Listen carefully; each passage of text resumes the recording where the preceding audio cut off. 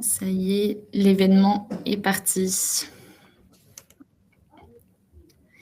Bonjour à tous et à toutes. Bonjour. Bienvenue dans cette nouvelle webconférence. On vous laisse le temps de vous connecter. Bonjour à tout le monde. Puis n'hésitez pas à nous dire d'où vous êtes et ce que vous faites.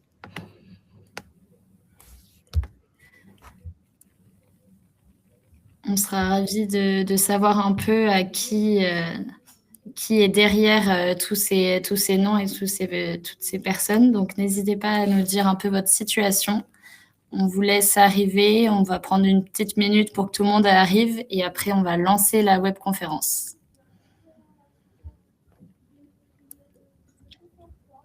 Bonjour Fabienne de Toulouse.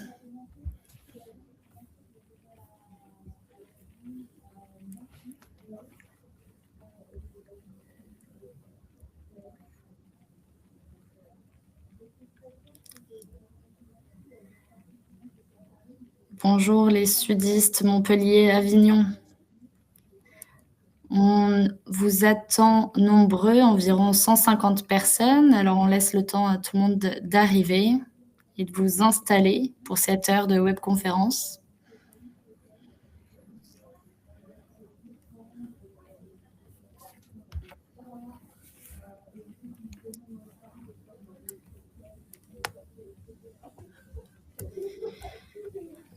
Bonjour à tous. Ça grimpe un peu. Bienvenue dans cette webconférence. On va pas tarder à commencer.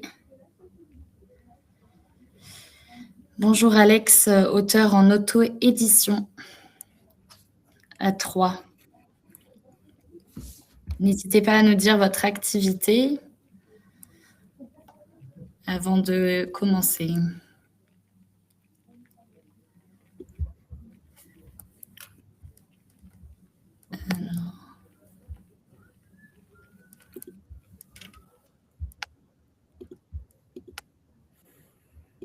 Bonjour Mike Georges, en direction de la Guyane.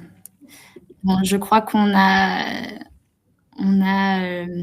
tout le monde qui arrive à se connecter. Les autres personnes nous prendront au fil de la webconférence. Donc bonjour à toutes et à tous.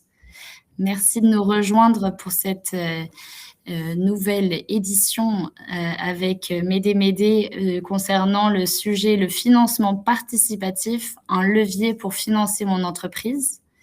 Avant de présenter Antoine de Médé, je me présente. Je suis Alicia de l'ADI.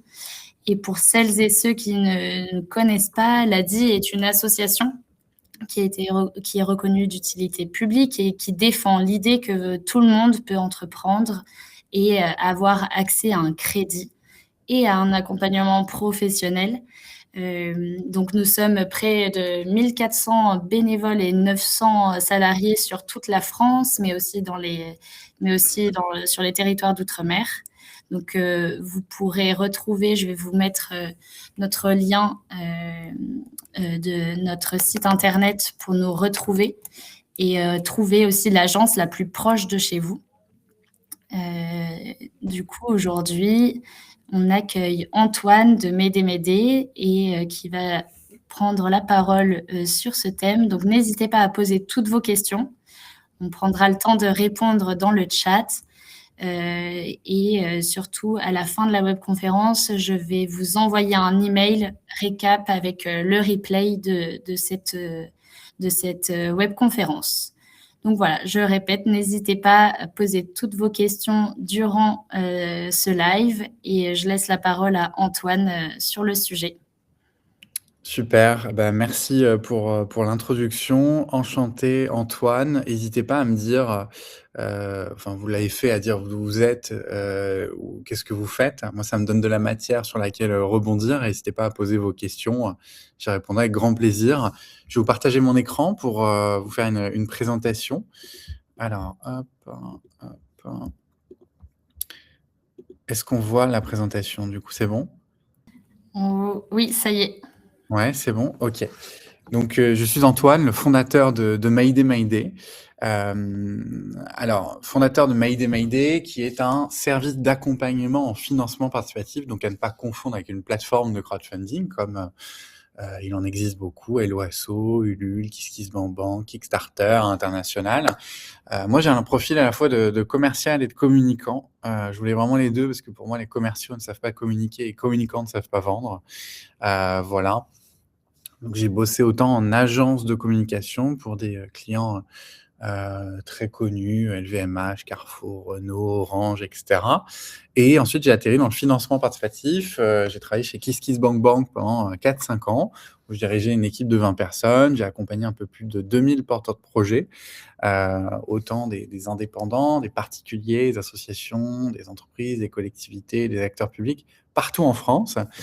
Et il y a 3 ans, j'ai décidé à force d'accompagner des entrepreneurs, de le devenir aussi, de passer de l'autre côté et ce qui fait qu'aujourd'hui, j'ai, 10 fois plus de légitimité à accompagner les entrepreneurs et quand je raccroche d'une visioconférence, comme celle-ci par exemple, j'ai les mêmes problèmes que vous.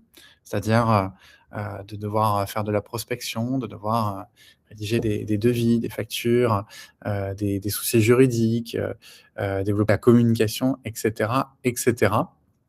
Donc Mayday Mayday a 2 promesses, c'est un d'optimiser les chances de réussite des porteurs de projets et de développer leur espérance de collecte, faire en sorte qu'ils puissent collecter davantage. L'idée de cette intervention aujourd'hui, pour faire un petit sommaire, c'est un, de vulgariser le financement participatif, que vous compreniez, de quoi il s'agit et ça vous permettra de voir, si votre projet y est éligible et s'il y a un petit doute, je pourrais essayer d'y répondre, via vos questions, dans le chat. Si vous me donnez, de la matière, volontiers, je jouerai le jeu. Ensuite, sur la partie 2, vous comprendrez qu'une campagne, ce n'est pas facile et que ça se prépare. Et la partie 3, vu que ce n'est pas facile et que ça se prépare, on peut aussi se faire accompagner et ça, c'est mon métier d'être un copilote de campagne de financement participatif, d'où le nom Mayday Mayday. Alors là, je vous fais une présentation, mais après, en fonction de vos questions, on ira aussi se balader sur des campagnes qui sont en cours pour que vous puissiez avoir un exemple, concret. Alors, comprendre le financement participatif. Déjà, le financement participatif, il faut comprendre que c'est un outil de financement alternatif. On appelle ça crowdfunding, on appelle ça financement par la foule, comme on veut. C'est un outil de financement alternatif qui passe pas par le circuit traditionnel. Quand je dis traditionnel, c'est la banque, par exemple. Mais ce n'est pas un concurrent de la banque, c'est complémentaire. En tout cas, via le financement participatif, on peut financer des projets de nature très diverse, tant que ces projets sont des projets fédérateurs. Ça, c'est hyper important. Quand je dis fédérateur, c'est que, projet de mariage ou de tatouage ou d'achat de vélo ou d'une année d'études, tout ça n'est pas finançable en financement participatif. Alors, petite histoire sur le financement participatif, hier et aujourd'hui. En fait, il faut savoir que les campagnes ont toujours existé. C'est juste qu'aujourd'hui, il y a une autre manière de le faire qui est plus moderne et j'aime raconter l'histoire de la Statue de la Liberté. C'est une vraie histoire qui a été, offerte par la France aux États-Unis, mais elle a été offerte sans son socle, ce qui est dommage parce qu'on ne pouvait pas la poser. Du coup, il y a une campagne de financement qui a été lancée par Joseph Pulitzer, qui avait un média, papier et en fait, plus de 160 000 personnes ont contribué. Alors, du coup, ça en fait une campagne populaire. Populaire parce que beaucoup de monde, mais aussi plein de petites contributions, souvent des petites sommes. Et en fait, l'idée même du financement participatif, c'est de redonner du pouvoir sur son argent en se disant: «Avec des miettes, on fait une baguette». C'est-à-dire que ça, plus ça, plus ça, plus ça, à la fin, ça peut faire beaucoup et il est là, le pouvoir de la foule. Il peut, moi, j'ai souvent des porteurs de projets que j'accompagne qui viennent me dire: «Le banquier m'a dit non».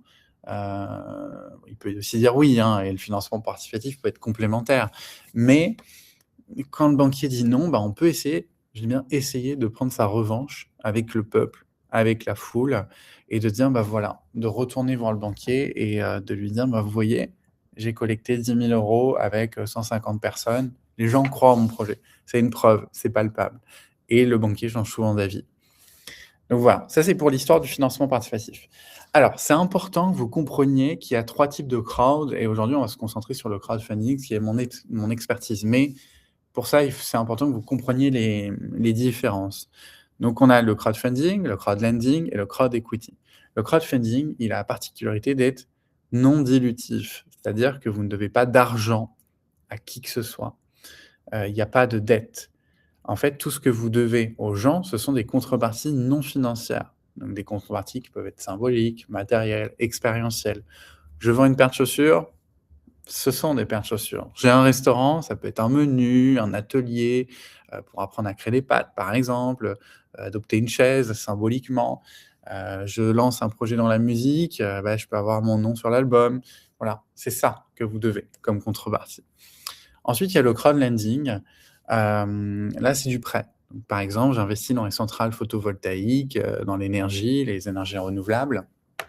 Je vais mettre 2 000 € d'investissement et dans 48 mois, certainement, je pourrais retoucher entre 8 à 12 % de mon investissement en plus, donc réaliser une plus-value. Donc là, on est plutôt sur une notion d'investissement.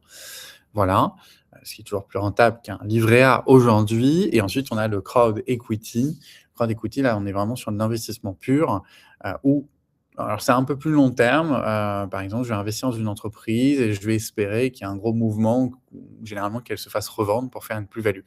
En tout cas, le crowdlending et le crowd equity, c'est pas avant 2 ou 3 ans d'exercice parce qu'un investisseur, bien que ça puisse être moi, par exemple, en tant que particulier, qui mette 500 ou 1 000 €, quelque chose comme ça, bah, je vais être regardant, sur l'équipe, qui compose l'équipe du projet, quelle est la vision, quels sont les premiers chiffres et cetera.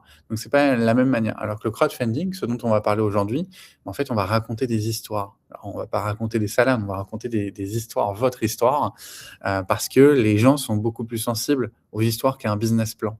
Et là, on n'est pas sur des investisseurs, on est sur des contributeurs.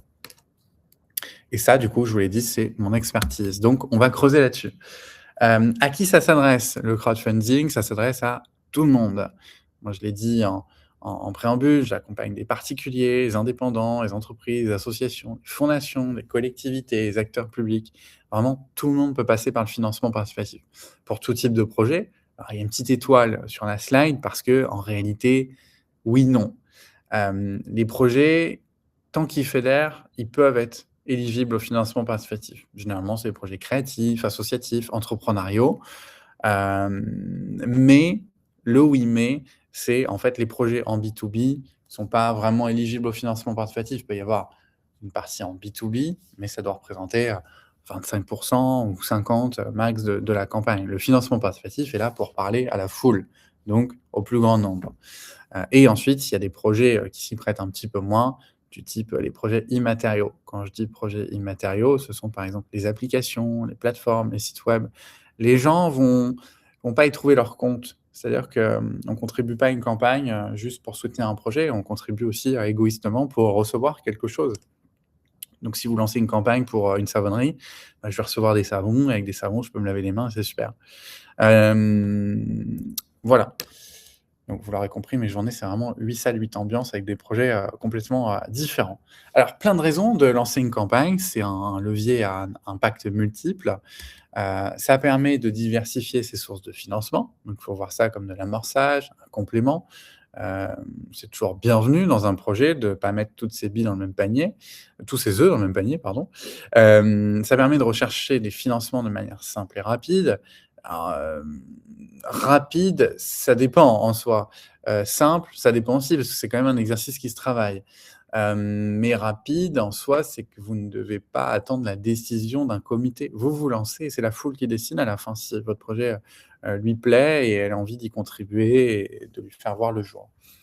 Ensuite, ça permet pardon, d'élargir son public, de renforcer ses liens avec la communauté, ça surtout pour des projets artistiques, parce que j'accompagne notamment, des artistes. Ça permet, de tester son projet auprès du grand public.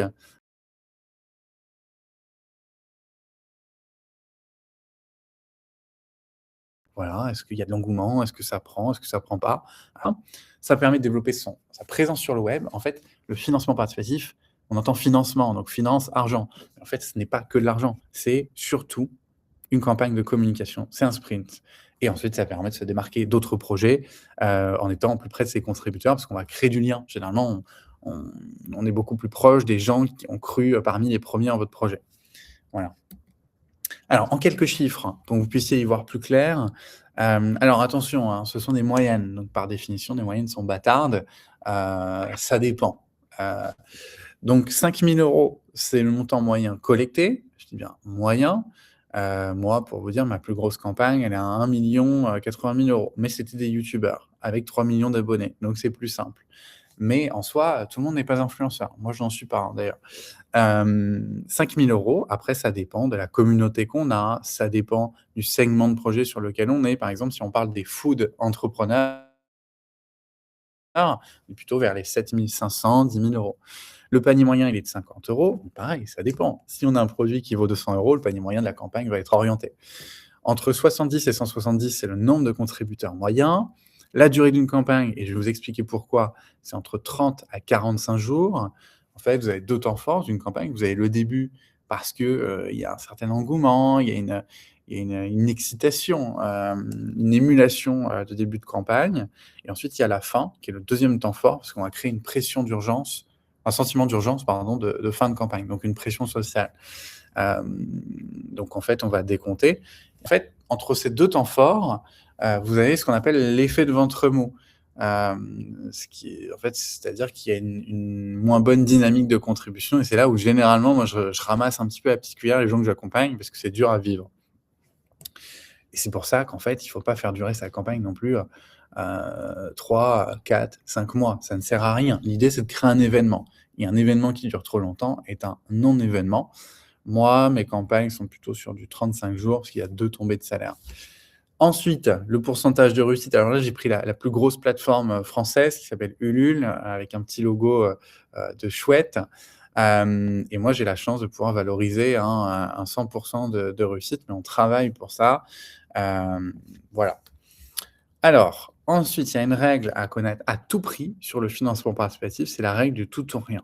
En fait, si vous déterminez un objectif et que cet objectif n'est pas atteint, promesse est faite aux contributeurs de les rembourser. Donc, c'est-à-dire que si vous avez un objectif de 10 000 € et que vous avez 9 500 €, tout le monde est remboursé, ce qui est bien dommage, en fait. Donc ça incite à fixer un objectif raisonnable pour se donner toutes les chances de l'atteindre, voire même de le dépasser. Il vaut mieux être dans une logique d'explosion que d'atteindre simplement. Si vous allez sur des plateformes de financement participatif et que vous voyez, des gens qui sont à 100 tout pile, une fois la campagne terminée, c'est qu'ils ont galéré et peut-être rajouté, au pot, ce que je déconseille d'ailleurs.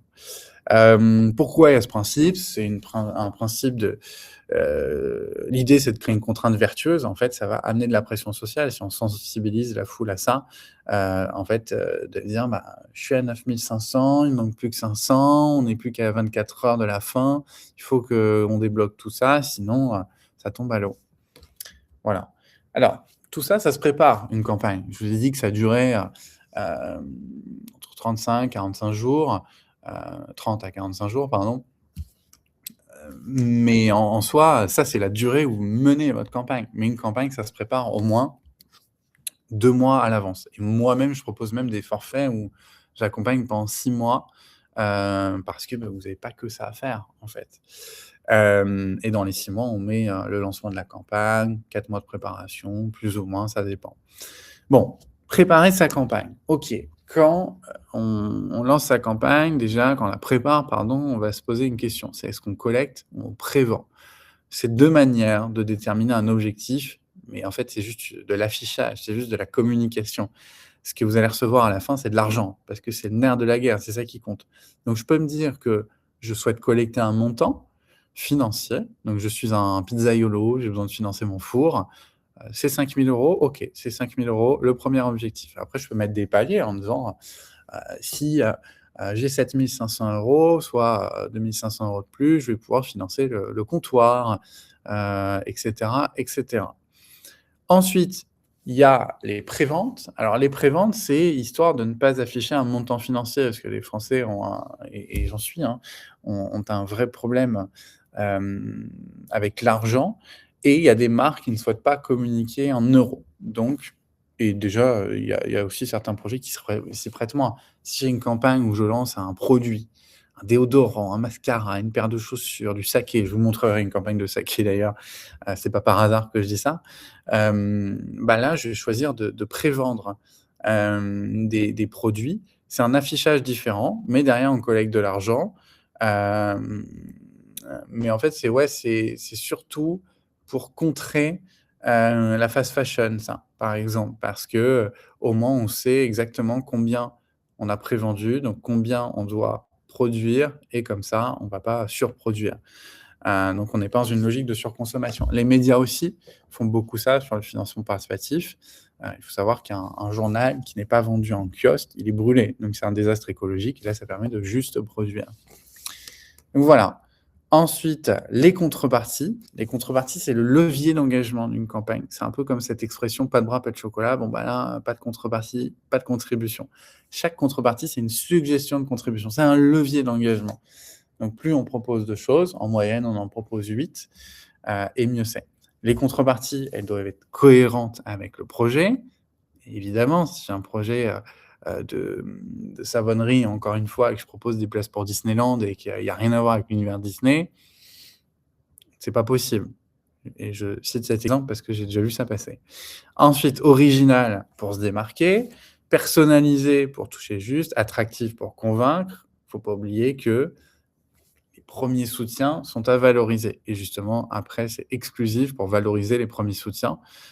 Les gens ne veulent pas payer la même chose qu'un client lambda, ne pas avoir les mêmes choses, ils veulent de l'exclusivité. En fait, c'est quand même l'attrait, d'une campagne, tout ça.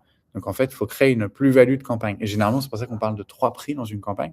On parle du prix grand public, on parle du prix, campagne et on parle du prix early bird. Early bird, c'est, de dire, le savon, il sera à 15 € au lieu de 20 pour les 15 premières contributions, par exemple.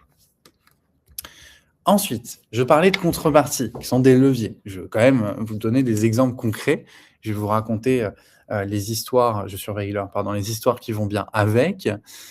Donc en premier, on a les contreparties symboliques. Donc là, 50 € la cocotte mascotte. Donc on avait adopté l'une des 50 poules du jardin de Mouloup. Alors ce sont que des projets que j'ai accompagnés. Donc si jamais vous souhaitez me poser des questions après, avec grand plaisir, j'y répondrai. Donc on avait l'invitation pour l'inauguration, on avait l'adoption, on avait la carte de réduction de 10 sur tous les fruits et légumes de la ferme. Donc là, elle s'appelle Louana et elle était, agricultrice et elle a lancé son jardin et en fait, bah, on avait des poules à adopter et en fait, ça marchait très bien, hein. Ça peut paraître un peu ridicule, mais ça ne l'est pas. Et si je vous montre comme exemple, c'est que moi, mon métier, ça consiste à faire adopter des arbres, des chaises dans les restaurants, des tables, des marches, des pieds de vigne, des poules, des chèvres. Et là, pour le coup, la poule, ça marche très bien pour des parents qui ont des enfants. Et en fait, on va recevoir le certificat d'adoption, on va pouvoir nommer la poule, on va pouvoir recevoir de ses nouvelles.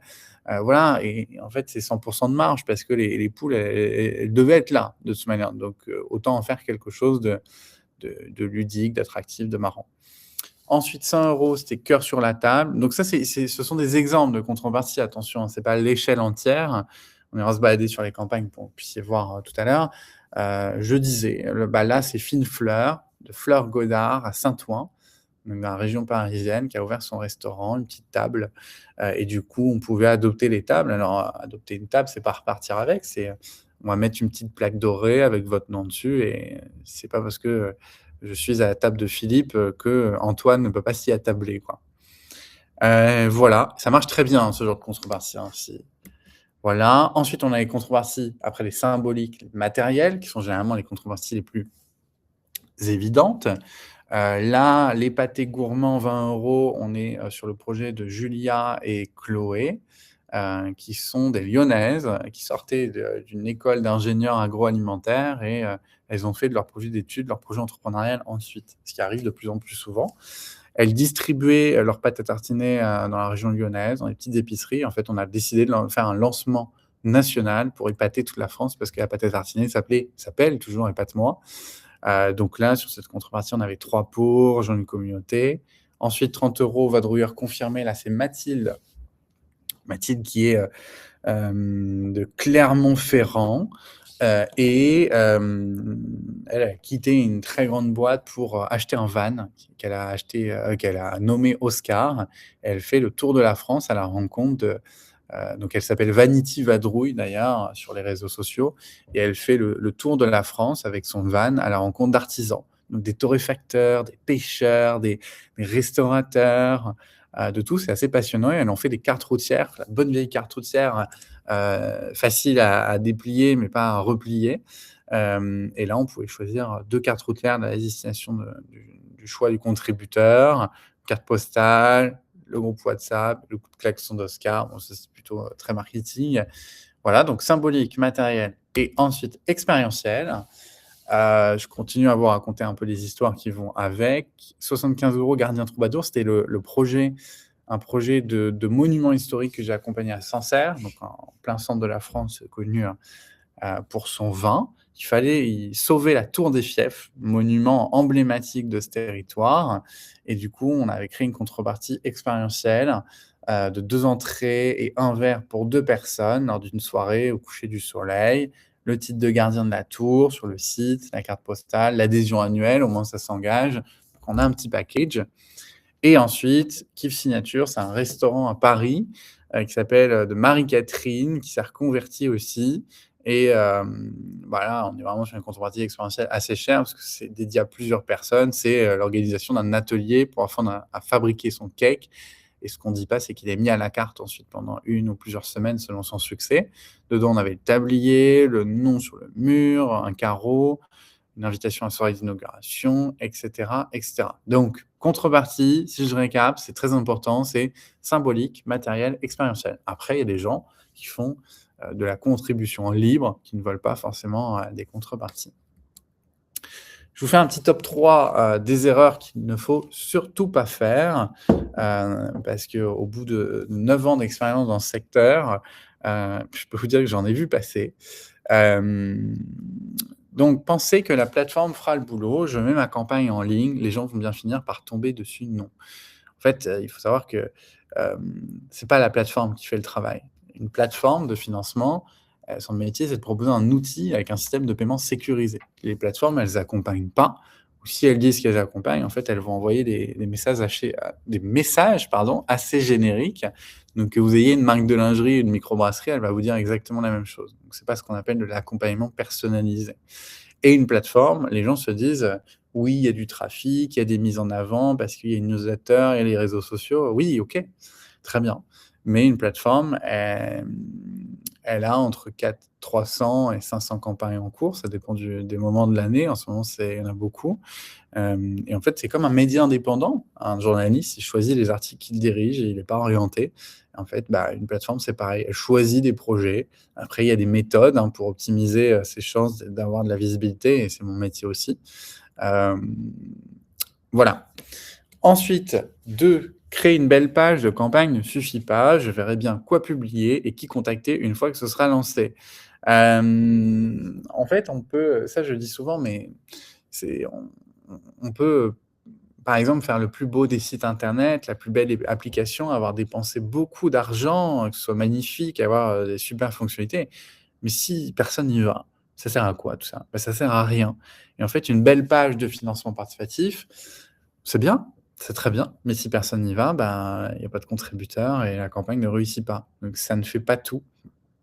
Et en fait, c'est avant tout la communication qu'il faut travailler. C'est un exercice de communication.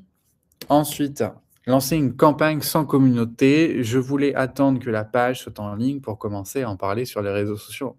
Grande erreur, la plus grosse erreur qu'on voit passer.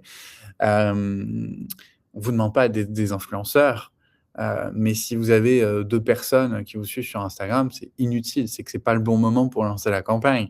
Parce que si vous menez votre campagne auprès d'une audience de 2 personnes, vous parlez à personne. Donc, il faut attendre. On peut, en fait, une communauté, c'est pas le nombre d'abonnés qui compte, c'est l'engagement de ses abonnés. Vous pouvez avoir une communauté avec 500 personnes et 400 likes et 500 000 personnes et 400 likes. Et en fait, la personne qui l'emporte, c'est la première, parce que ça veut dire qu'elle a une audience beaucoup plus engagée sans déperdition, quoi. Voilà. Ensuite, dans le financement participatif, on parle de la diffusion d'une campagne, du coup, ça va de soi. Donc, il y a le système des 3 cercles. C'est des cercles de mobilisation progressifs. C'est important de retenir le progressif. En fait, pour réussir une campagne, on ne s'adresse pas à tout le monde en même temps. C'est comme un jeu de cartes. On ne va pas griller toutes ces cartes, il faut les jouer intelligemment pour durer durant toute la partie. Donc le premier cercle est très important, le premier cercle. Il joue un rôle décisif parce que c'est une rampe de lancement pour une campagne. En fait, il va éviter ce qu'on appelle l'effet de restaurant vide. L'effet de restaurant vide, c'est s'il y a personne sur votre campagne, comme il y a personne dans un restaurant, on va dire: «Bah, tiens, c'est pas bon là-dedans». Ce qui est ridicule, hein, ça peut être une très bonne adresse, mais les gens sont des suiveurs. Le comportement, d'achat d'un Français est très mouton en réalité. Donc voilà, il faut faire attention à ça. Le premier cercle doit être mobilisé dès le début et faire atteindre 20 à 30, ce qui crée de la réassurance. Ensuite, le deuxième cercle, donc le premier cercle, hein, vous l'avez compris, c'est les amis, la famille, les collègues, donc cercle proche. Le deuxième, c'est les amis d'amis, les connaissances, et on peut inclure les réseaux sociaux, parce qu'on va pas considérer que sur les réseaux sociaux, ce sont nos amis. Et ensuite, grand public, c'est le troisième cercle. C'est évidemment celui qu'on souhaite percer, l'idée n'étant pas de faire un hold-up familial. Après, je ne vais pas vous mentir, on a des campagnes qui font 80 de cercle 3 et d'autres 90 de cercle proche, ça dépend. Mais le cercle 3, c'est le grand public, les médias, les influenceurs. L'idée, c'est de créer de la conversation autour du projet. Cette conversation peut créer du trafic, voire de la contribution, ce qu'on appelle de la conversion. Voilà. Donc ça, c'est très important de le garder à l'esprit. Les 3 cercles, c'est vraiment l'idée de ne pas griller son jeu. Si on fait tout d'un coup, bah, ensuite, il nous reste 30 jours de campagne, il va falloir les occuper, quoi. Alors là, je vais vous parler de l'accompagnement en bref. Moi, mon métier, c'est de copiloter des campagnes, donc d'optimiser les chances de réussite. Donc, grâce à mon expérience de plus de 2000 personnes accompagnées, j'accompagne 80 de femmes dans toute la France. C'est un accompagnement comme on n'en fait plus beaucoup, un accompagnement personnalisé où moi, je vous ai dans les pattes, où on m'a dans les pattes. C'est assez humain, c'est ce qui m'anime moi quand je me lève tous les matins, d'avoir des projets avec des gens qui les portent, qui sont complètement différents, qui ont des histoires à raconter, qui ont des soucis différents des miens et à partager. L'idée, c'est d'avoir un accès permanent à mon agenda, d'être un soutien permanent. Alors, je suis un peu la nounou des porteurs de projets que j'accompagne souvent, mais moi, ça me va très bien. L'idée, c'est de ne pas être seul dans le cockpit. En fait, quand on lance une campagne, généralement, on est perdu. On vole à l'aveugle, on manque de repères, on a une visibilité réduite, pardon. Tandis que quand on se fait accompagner, bah forcément, on va créer un plan de vol sur mesure qui est en fonction de votre projet, de vos problématiques. L'idée, c'est d'être présent à chaque étape et d'ajuster le cap parce qu'une aventure entrepreneuriale, et la mienne en fait partie, ce ne sont pas des aventures sans turbulence. Moi, alors ça, bon, tout est sur mon site et c'est pas forcément le sujet aujourd'hui, mais quand même vous préciser que Mayday a 2 types d'accompagnement. Il y a un accompagnement qui est court terme, donc c'est pour relire des pages, des conseils stratégiques, et ensuite le deuxième extrême, c'est de l'accompagnement long terme, et en fait, c'est un package de 6 mois où on compte pas les heures, c'est illimité, et en fait, Mayday a une particularité, c'est de proposer un modèle qui ne se rémunère qu'à la réussite. En gros, un client qui décide de se faire accompagner, je le choisis parce que je l'ai quand même dans les pattes pendant 6 mois, donc vaut mieux quand même avoir le feeling et y croire, c'est important, c'est sain, c'est plus sain. En fait, la personne signe un devis, s'engage à lancer une campagne dans les 6 mois. Si elle ne la lance pas, bah, je prends une partie fixe parce que je me protège, mais par contre, si elle la lance et qu'elle ne réussit pas, je facture 0 € à la fin parce que je me rémunère que sur des réussites, ce qui permet aussi de pallier à la situation de certaines personnes qui n'ont pas les moyens de se faire accompagner. Généralement, moi, mes clients sont très contents parce que je me facture à la fin quand ils ont réussi. Là, sur cette slide, vous avez un petit QR code qui vous permet d'avoir 30 minutes gratuites avec moi. Alors, je vais répondre à vos questions là tout de suite, mais ces 30 minutes avec moi, elles permettent de creuser, de vous dire si votre projet est crowdfundable ou pas. Comme ça, vous ne perdez pas votre temps, moi non plus. On sait, on est fixé. Et après, bah, si vous souhaitez vous faire accompagner, bah, ce sera super. Je vais regarder vos questions immédiatement. Hop. Merci Alors, Antoine pour ta présentation. avec C'était très plaisir. complet et il n'y a pas eu beaucoup de questions, c'était au tout début.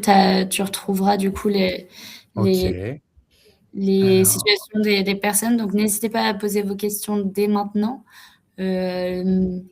Il n'y a pas de bah, questions. je peux en attendant, bah, poser vos questions. Je vais vous montrer quelques campagnes, comme ça vous irez, ça va compléter la présentation et vous y verrez, pardon, j'arrive plus à parler un peu plus clair. Bah là, je peux vous parler d'une campagne de saké qu'on vient de prolonger hier. Je vous raconte l'histoire, hein. Comme vous avez le package. Là, c'est Sabrina et Romain qui sont tombés amoureux, qui ont décidé d'entreprendre ensemble. Ils habitent dans le Vercors, et ils ont fait une formation au Japon pour apprendre à faire du saké. Du coup, ils lancent Symbiose Saké. Ce sont des fermentations d'altitude dans le Vercors, comme je le disais, et la campagne vise à financer leur outil de travail. Donc, une page de financement. Là, on est sur Ulule, mais ça peut être une autre plateforme. Et moi, j'aide d'ailleurs dans mon métier à choisir la plateforme la plus appropriée pour son projet. Donc là, on a le titre, le sous-titre, le visuel de couverture. Alors, ça paraît simple, mais tout ça, on l'a travaillé, hein. Là, on peut dire que c'est une campagne très réussie parce qu'on était sur un objectif initial à 10 000 € et on est à 23 000 €. Je vous rappelle la moyenne qui est de 5 000 €. Ça fait que c'est vraiment une belle campagne. La campagne s'est terminée hier, mais on a mis des prolongations pour quelques jours. Donc, quand on déroule, après, chaque projet a son ambiance, son univers. Donc là, on explique que c'est le premier saké dans le Vercors. Vous pouvez accéder à cette page si vous le souhaitez, si ça vous tente d'ailleurs aussi. Voilà. Et sur le côté, on voit tout ce dont je parlais, les contreparties. Donc là, on a une échelle de contrepartie où la contrepartie star épinglée, c'est une bouteille, 2 tasses, un sachet de Pop Rice, le nom dans la Koji Room. Mais après, l'échelle commence à 10 €. L'idée, c'est d'avoir des contreparties accessibles et des contreparties un peu plus chères pour des gens qui ont plus de moyens. Là, on voit qu'il y a une contrepartie, tac, tac, à 1 200 € et il y a une personne qui l'a prise. Donc, ça aurait été dommage de ne pas la proposer. Comme autre type de projet, je peux vous montrer une campagne sur des vêtements, si vous voulez. C'est Sabatini. Sabatini, c'est Agathe qui a créé une marque de mode sur la confiance en soi, et elle considère que la pièce du vestiaire qui donne le plus confiance en soi, c'est la veste. Et du coup, elle a créé sa marque et là, elle a lancé une campagne de prévente. C'est pour ça que vous ne voyez pas un nombre d'euros s'afficher, bien qu'il y ait des euros derrière. Mais en fait, on voit des préventes. Et là, on est sur une page radicalement différente. Bon, là, je vous montre des produits, hein, mais en soi, moi, j'accompagne aussi une association en ce moment qui est passée sur France 2, là, hein, d'ailleurs. Hop, c'est une association qui s'appelle Fake Off, qui lutte contre la désinformation, donc les fake news. Ils organisent des ateliers dans toute la France à la rencontre des collégiens, des lycéens, pour expliquer que désamorcer les fake news, du genre il y a Brigitte Macron n'est pas un homme, ou que les Roumains n'essaient pas de prendre les organes des gens, ce qui circule beaucoup sur des réseaux comme Snapchat du côté des jeunes. Et du coup, c'est quand même des projets d'utilité publique. Donc voilà, il y a vraiment tout type de projet. Je regarde dans le chat s'il y a des questions. Oui, Hop. ça y est. Peut-on avoir de nouveau le QR code? À la limite, je vais vous mettre le lien direct de ce QR code dans le chat, comme ça vous l'aurez à votre disposition. Hop, hein. Je le fais maintenant. Tac. Il y a eu une question sur est-ce que c'est possible d'avoir un crédit d'impôt si on bénéficie de ton accompagnement? Alors, de mon accompagnement, en fait, le crédit d'impôt, il ne repose pas sur la personne qui accompagne ou la plateforme. En fait, il repose sur vous, sur votre structure. Une entreprise ne peut pas proposer de crédit d'impôt, sauf un fonds de dotation qui est relié généralement à une entreprise. Mais par contre, si vous avez une association qui est reconnue d'utilité publique ou d'intérêt général, là, ça peut permettre la défiscalisation. Mais en fait, ça ne repose pas sur moi, malheureusement, la défiscalisation. Là, la campagne dont je vous parlais sur les fake news, là, elle est éligible. Donc, toute personne qui contribue peut bénéficier de 66% de défisque pour un particulier, 60% pour une entreprise. Mais ça, ce n'est pas donné à tout le monde, ça dépend de vous.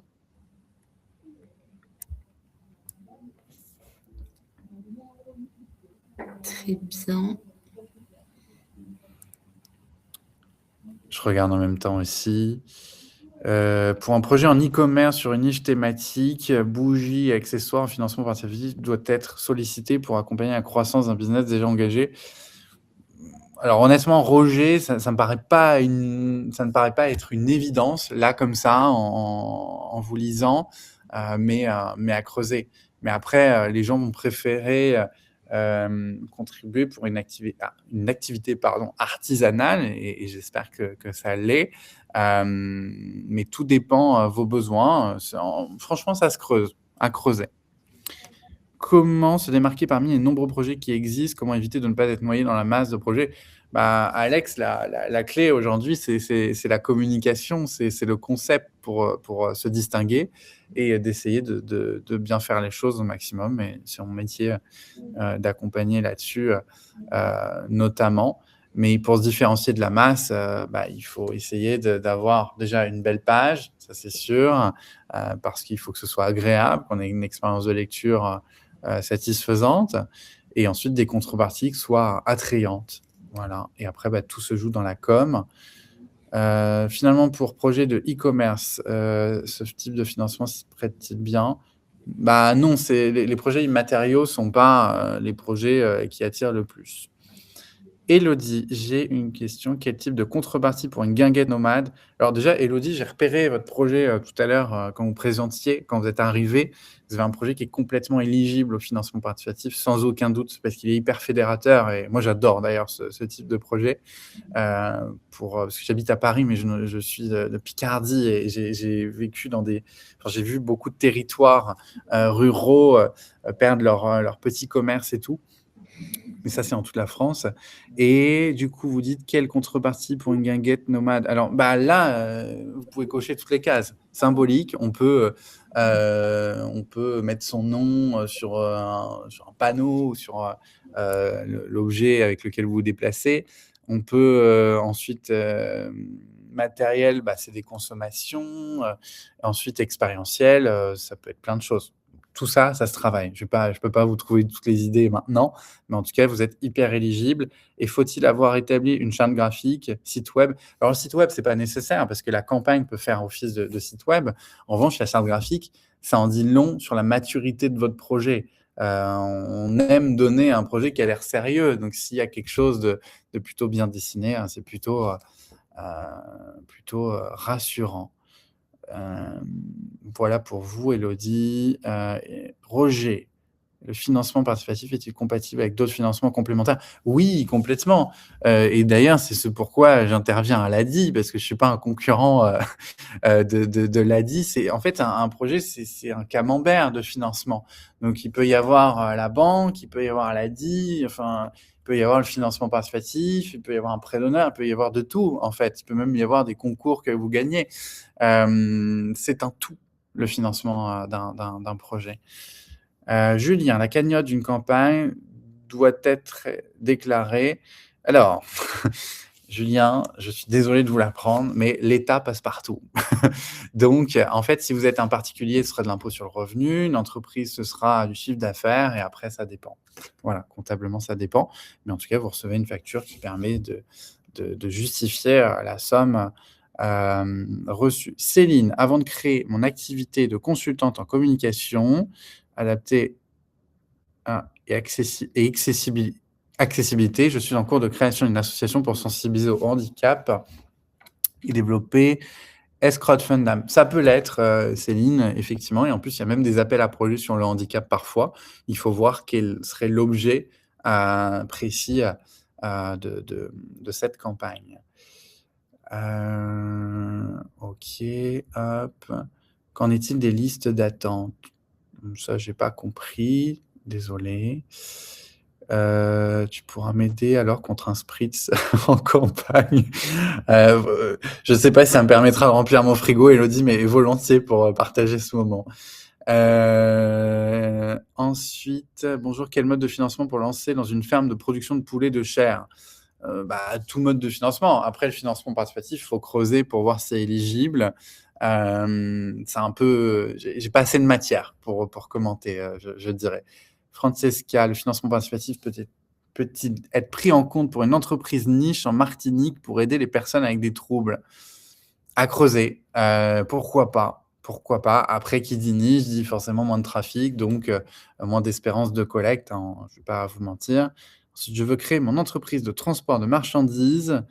Je suis à la recherche de fonds, j'ai 15 ans d'expérience. Là, malheureusement, c'est pas éligible comme projet, c'est pas assez fédérateur. Créer un livre photo sur une ville, ça, c'est complètement éligible. Moi, j'accompagne énormément de livres. J'ai même un nouveau client là qui vient d'arriver sur un livre. Est-ce que faire des affiches physiques, affichées en ville, par exemple, renvoie? Ouais, bah, moi, j'ai des campagnes d'affichage. Là, il y en a une en cours à à Bordeaux sur le projet mode, que je vous ai montré. Après, ça crée de la conversation, une campagne, d'affichage, mais pas, systématiquement de la contribution, attention, hein. Bah, j'ai réussi à me faire toutes les questions. Moi, j'aurais une question Ouais. complémentaire pour un peu toutes les personnes qui nous regardent, entrepreneurs ou futurs entrepreneurs. Je ne sais pas si tu as un conseil à leur donner pour des personnes qui auraient peut-être pas forcément un budget de communication très important. Mais du coup, est-ce que c'est possible, même en n'ayant pas, du coup, après, un moyen d'action, de communication trop important? Bah, moi, il faut dire les choses, j'ai des porteurs de projets qui ont des moyens, parfois, mais pas beaucoup. Donc, ils ont des enveloppes supplémentaires pour payer une graphiste, mais ça, c'est quand même un bon investissement. Il faut éviter l'intelligence artificielle quand même pour avoir une sensibilité là-dessus. Par contre, sur la communication, les porteurs de projets, généralement, sont dans la débrouille et je les accompagne à apprendre à créer pour pas être dépendant de quiconque. Mais les réseaux sociaux, aujourd'hui, sont la clé pour être visible. Qu'est-ce qui est récompensé? C'est l'audace. Et l'idée n'est pas de publier du contenu pour publier du contenu. Il faut quand même avoir une stratégie, servir des piliers de contenu, mais tout ça, ça se travaille. Mais aujourd'hui, avec un smartphone, on peut faire, enfin, je pense pas l'apprendre, mais on peut faire énormément de choses. Et en fait, il faut pas attendre que tout soit nickel. On fait ce qu'on appelle le building public. Aujourd'hui, on construit avec son audience, on évolue, et votre audience vous voyez évoluer, c'est agréable. Je ne sais pas si ça répond à ta question, peut-être à un bout, mais il manque un bout. Je ne sais plus quel était le début, redis-moi. En tout cas, non, je voulais juste savoir si même en n'ayant pas un gros budget de communication, on peut quand même, Clairement. en fait, faire Mmh. continuer de vivre Ouais. ce financement participatif. Donc Mmh. non, ça répond. Bah, moi, la plupart des gens, que j'accompagne, ils me payent moi à la fin, ils payent la plateforme, mais la com, ils la font eux-mêmes en étant accompagnés, par mois. Voilà. Mais rares sont les porteurs de projets, dans mon activité qui ont des budgets supplémentaires. Ça arrive de temps en temps, mais c'est très rare. Je regarde, il y a d'autres questions qui viennent d'arriver. Hassen, dans le cadre d'ouverture d'un restaurant, peut-elle intervenir en même temps que la création et contribuer au financement? Bah, sur l'ouverture d'un restaurant, l'idéal, c'est de lancer sa campagne quand on a les clés et qu'on fait les travaux. Comme ça fait plein de choses pour animer sa campagne, un effet avant-après. Ensuite, on invite les gens à l'inauguration et ça, c'est hyper pertinent. Mais les restaurants, moi, j'en ai accompagné énormément. C'est même parmi mes projets favoris, honnêtement. Roger, s'agissant de mon projet e-commerce, peut-être qu'en termes de positionnement, je peux mettre en avant des bougies artisanales. Effectivement, effectivement.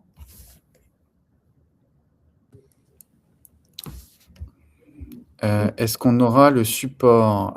Ça, je sais pas. Comme je le disais, on vous envoie par mail, à la fin de cette webconférence le replay, mais le support, Ah, bon, sera partagé. vous pourrez me regarder en famille, sur votre télé comme ça. Oui, Je tout à suis artisan, peintre sur mobilier spécialisé en peinture naturelle. J'ai besoin de mettre mon atelier aux normes pour accueillir le public. Ça se creuse, les vannas parce que là, du coup, c'est, l'idée de rendre encore plus fédérateur, votre projet. Donc, ça peut être éligible. Je dis bien ça peut, à creuser, à confirmer. Et un centre de loisirs inclusif, ça se creuse vraiment ça, Céline, pour le coup, là, j'ai pas la réponse tout de suite. Bon, bah, super. N'hésitez pas encore, on a encore quelques minutes, si vous avez des questions de dernière, minute. En tout cas, vous retrouverez aussi dans le chat, le lien d'Antoine pour prendre rendez-vous avec lui pour 30 minutes, d'échange gratuit pour savoir si votre activité est éligible. On a une dernière question d'Alex. Ouais, en tant qu'auteur, lorsque je suis en dédicace, puis-je mettre en avant un projet de crowdfunding? Bah oui, exactement, Alex. Chaque passerelle vers votre campagne est une bonne manière de mener campagne. De toute façon, une campagne qu'on ne partage pas est une campagne qui n'est pas menée. Donc, ça peut être une excellente idée pour mener votre campagne, effectivement. Il y a plein de manières de mener une campagne. Il y a des gens qui font des plots de flyers. En fait, c'est un ensemble. il y a les réseaux sociaux, il y a les approches individuelles, il y a les campagnes de street marketing, ça peut être de l'affichage sauvage, effectivement, ça peut être mettre des flyers sur les voitures, ça peut être plein de trucs. Pas mal de présence physique à prévoir. Bah, pas forcément, il y a il y a des campagnes qui sont uniquement, en ligne et il y a des campagnes aussi qui sont, sur le terrain. Quand c'est un projet local, c'est encore mieux de se rendre visible, du terrain, d'interpeller les journalistes locaux, tout ça. En fait, chaque projet, a une histoire différente, a des problématiques différentes. C'est pour ça que c'est assez complexe d'en faire une généralité. Ouais, c'est super. Déjà, on voit, qu'il y a des projets tellement différents et variés et que la Mmh. créativité ne s'arrête pas là. Enfin, c'est toujours possible de Ouais. j'imagine qu'il y a pas de campagnes, similaires, les unes avec les Jamais. Jamais et c'est pour ça que moi j'adore mon métier, c'est que c'est vraiment des journées à 8 salles, 8 ambiances, les et là après vous, j'ai une session d'accompagnement avec un restaurant italien à Bourges, enfin un food truck, et après ce sera des bougies de massage, pour, soulager les règles, donc c'est vraiment rien à voir. Voilà. OK, merci de nous apporter autant, d'exemples. J'espère en tout cas que ça a pu répondre à toutes vos questions. Merci encore à tous et à toutes de vos questions. Élodie qui redemande le tarif pour l'accompagnement. Bah, le tarif, il est sur mon site. Il y a plusieurs formules, donc c'est compliqué de répondre comme ça. Après, je peux mettre le site dans le chat volontiers. Hop, et ça, c'est un sujet qui peut être réabordé durant une discussion de 30 minutes pour voir si le projet est éligible, si je peux l'accompagner ou pas, etc., etc. Voilà. Merci de ta dispo pour tous les participants aujourd'hui. Vous retrouverez du coup le replay, sur notre, playlist, YouTube. Je vous envoie un mail à la suite de cette webconférence. Je vous remets aussi le lien pour prendre rendez-vous en ligne si vous souhaitez être, contacté par un conseiller ou une conseillère de l'ADI. Si vous avez une demande de financement, et qui peut complètement se compléter avec Mayday Mayday. C'est tout à fait possible pour vous aider dans le cadre professionnel. On espère que cette webconférence et ce sujet-là vous a plu. On a encore plein d'autres thématiques à aborder. Vous pourrez aussi retrouver nos autres thématiques sur divers sujets sur notre site adi.org. J'espère qu'on n'a pas loupé de nouvelles questions. Je te laisse le mot de la fin, Antoine, si... Non, mais n'hésitez pas à me solliciter si besoin. Comme je l'ai précisé, j'organise, je propose des sessions de 30 minutes pour toutes les personnes de l'ADI pour vous dire si c'est passer un peu de temps avec vous, comprendre votre projet et vous apporter une réponse personnalisée pour vous dire est-ce que le financement participatif peut être une solution pour vous. Et comme je l'ai précisé, j'ai un business model qui se rémunère à la réussite. Donc, c'est aussi sain pour moi d'être le plus franc possible à ce niveau-là. Voilà. Mais en tout cas, que vous soyez accompagné ou non, je dirais documentez-vous un maximum, bien qu'on voit tout et son contraire. Mais parce qu'une campagne de crowdfunding qui est non réussie, par contre, c'est un boulet au pied qui est quand même référencé dans les 3 à 5 premiers résultats de Google. Et quand un banquier voit ça ou un jury pour un prêt d'honneur, etc., ça peut faire en sorte qu'on se loupe, quoi. Donc, il faut vraiment faire attention à ça. En tout cas, merci d'avoir suivi cette conférence et merci pour cette nouvelle invitation Avec de l'ADI. Oui, je rebondis là-dessus. N'hésitez pas à vous faire accompagner. Et c'est l'occasion rêvée que Antoine vous propose. Donc, prenez rendez-vous. C'est super important pour développer votre activité. Donc, je vous souhaite à tous et à toutes une très belle continuation dans vos projets respectifs et on vous souhaite le meilleur et la réussite.